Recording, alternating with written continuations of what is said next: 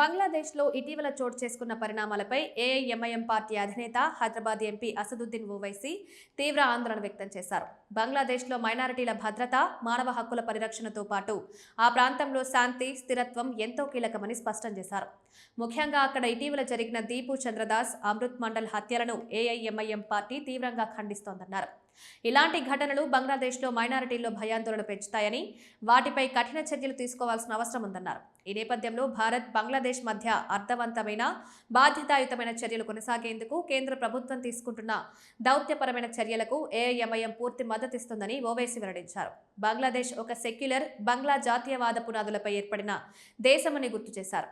అక్కడ సుమారు 2 కోట్ల మంది ముస్లిమేతర మైనారిటీలు నివసిస్తున్నారన్నారు. అలాంటి దేశంలో మైనారిటీలకు రక్షణ కల్పించడం ప్రభుత్వ ప్రధాన బాధ్యతగా ఉండాలని సూచించారు. భారత్, బంగ్లాదేశ్ మధ్య ఉద్రిక్తతలు పెరగకుండా ఇరు దేశాల ప్రభుత్వాలు సంయమనం పాటించాలని ఓవైసీ ఆకాంక్షించారు. బంగ్లాదేశ్ ప్రభుత్వం మైనారిటీల భద్రతకు కట్టుబడి ఉండాలని, చట్టపరంగా వారికి పూర్తి రక్షణ కల్పించాలని హితవు పలికారు. బంగ్లాదేశ్ తాత్కాలిక ప్రభుత్వాధినేత మహ్మద్ యూనస్ మైనారిటీల భద్రత విషయంలో బాధ్యతాయుతంగా వ్యవహరిస్తారని ఆశాభావం వ్యక్తం చేశారు. బంగ్లాదేశ్లో శాంతి నెలకొనడం అత్యంత అవసరమని, అది కేవలం ఆ దేశానికే కాదు, భారతదేశ భద్రతకు కూడా ఎంతో కీలకమని ఓవైసీ అన్నారు. ముఖ్యంగా భారత ఈశాన్య రాష్ట్రాల భద్రత, స్థిరత్వం బంగ్లాదేశ్ పరిస్థితులతో ముడిపడి ఉందన్నారు. అదే సమయంలో ఐఎస్ఐ, చైనా వంటి శక్తులు భారత్కు వ్యతిరేకంగా వ్యవహరిస్తున్న పరిస్థితులు ఆందోళన కలిగిస్తున్నాయని హెచ్చరించారు. ఈ శక్తులు ప్రాంతీయ అస్థిరతను ఉపయోగించుకునే అవకాశాలున్నాయని పేర్కొన్నారు.